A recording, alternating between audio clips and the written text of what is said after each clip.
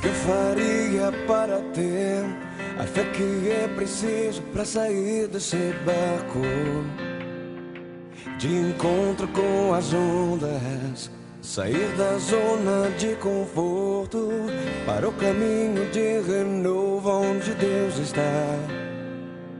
Ele estende a sua mão, as ondas gritam alto o meu nome e riem de mim, lembrando-me das lutas passadas em que eu falhei.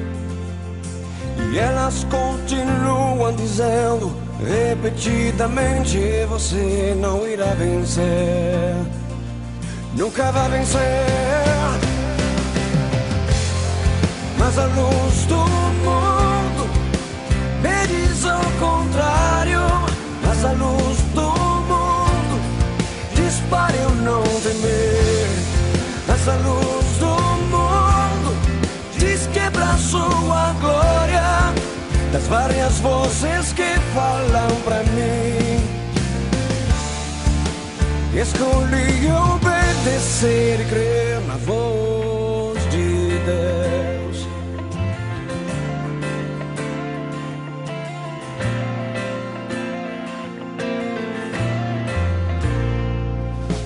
Como eu poderia ter forças para um gigante derrubar, com uma pedra e uma funda, cercado por milhares de guerreiros, levantando espadas, me encorajando a vencer. Mas o gigante grita meu nome rindo de mim, lembrando-me das lutas passadas em que eu falhei. E ele continua dizendo repetidamente: você não irá vencer, nunca vai vencer.